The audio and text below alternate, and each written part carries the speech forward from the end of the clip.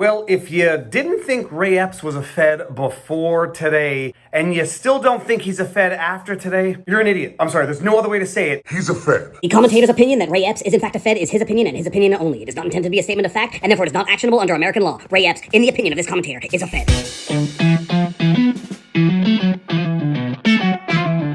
Viva Fry, former Montreal litigator turned current Florida rumbler. I was going to do the vlog in the car, but it got a little too dark. It was a little too windy. I forgot the tripod. So I'm going to do this out of my office because the latest breakingest news of the day, Ray Epps, the man who boasted about having orchestrated some of the events of January 6th. He told us that's when he sent this text to his nephew. I was in front with a few others. I also orchestrated it. Explain this to me. The man who was on camera on January 5th urging people, telling them they were going to have to go into the Capitol. We need to go into the Capitol! Into the Capitol! What?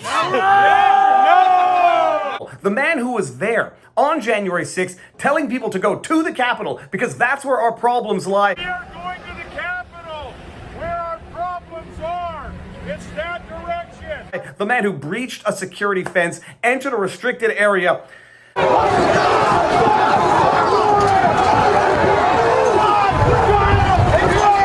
There have been people who have been locked away for years in pretrial detention for less.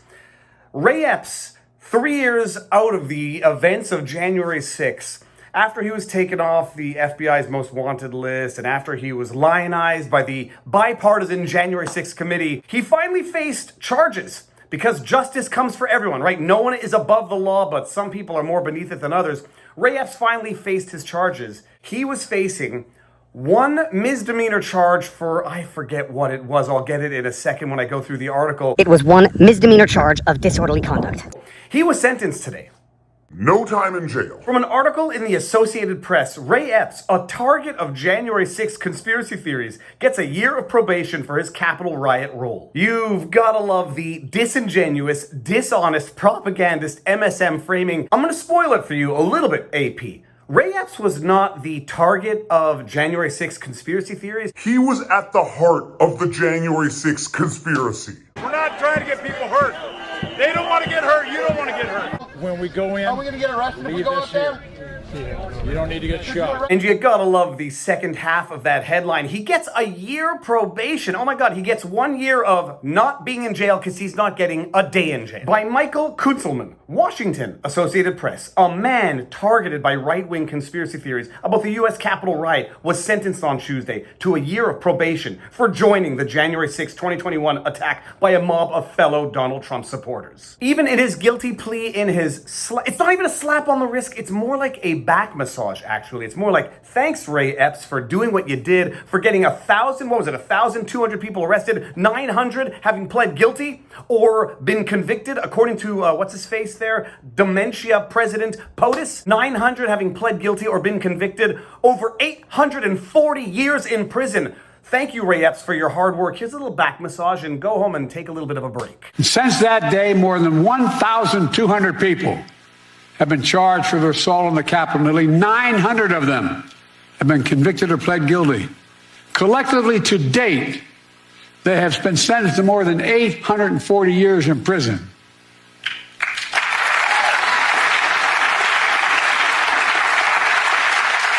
Ray Epps, a former Arizona resident who was driven into hiding by death threats, pleaded guilty in September to a misdemeanor charge. He received no jail time, and there were no restrictions placed on his travel during his probation, but he will have to serve 100 hours of community service. Oh, the poor baby Ray Epps, the perpetual victim, was allegedly facing death threats. Maybe that's because he was actually caught on camera on multiple occasions, urging the crowd to go into the Capitol. Maybe that's because he actually breached the barricade and entered a restricted area. Maybe that's because he did egg on an entire crowd and then faced absolutely no repercussions for that. Oh, but he was sentenced to 100 hours of community service. Poor baby. I'm sure he's going to learn his lesson there. Are they going to pull a Jesse Smollett and basically declare that some of the community service he's already done satisfies that 100 hours? 100 hours of community service and 1 year probation. There have been people locked up in years of pretrial detention, sentenced to years for less than what Ray Epps is caught on camera having done. Yeah, but he's totally not a Fed, and anybody who thinks he is a wacky conspiracy theorist. He appeared remotely by video conference and wasn't in the Washington, D.C. courtroom when Chief Judge James Boasberg sentenced him. prosecutors had recommended a 6-month term of imprisonment for Epps. Just appreciate that for 1 second. The prosecutors were going after 6 months imprisonment, which still would have been but a minor slap on the fanny compared to some of the sentences other Jan 6 defendants got. The prosecutors wanted 6 months. Judge Boasberg said no. And if Judge Boasberg's name sounds familiar to you, it's because it should sound familiar, and wait until you see the disparate, differential treatment Judge Boasberg gave certain January 6th accused compared to Ray Epps. Fox News Channel and other right-wing media outlets amplified conspiracy theories that Epps, 62, was an undercover government agent who helped incite the Capitol attack to entrap Trump supporters. Epps filed a defamation lawsuit against Fox News last year, saying the network was to blame for spreading baseless claims about him. It's not a conspiracy theory that Ray Epps helped incite the events of January 6th. It's literally on video camera. And whether or not Ray Epps was an undercover government agent, an FBI employee, an FBI informant, a collaborator, an agent provocateur, who the hell knows what capacity he had, one thing that should be becoming abundantly clear for everybody: he's not getting equal treatment, and the only question is why, and the only answer I can come to is because he's a Fed. Fed!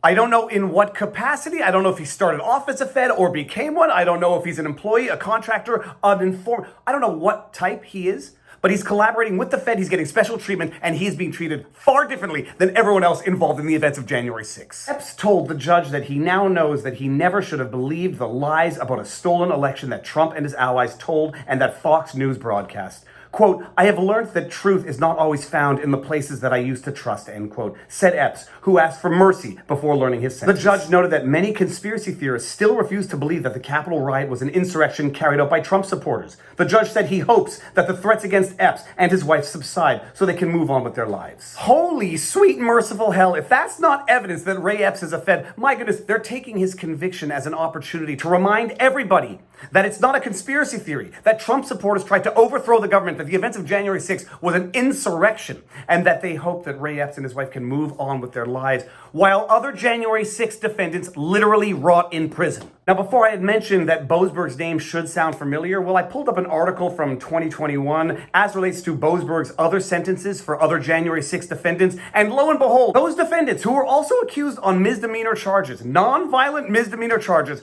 well, surprise, surprise, they served jail time. Earlier this week, Boasberg, appointed by former President Barack Obama, sentenced Derek Jankart and Eric Rao, friends from Ohio, to 45 days in jail. All three men had pleaded guilty to misdemeanors, punishable by a maximum of 6 months imprisonment. Like Jankow and Rao, Bennett wasn't accused of personally engaging in violence or property destruction.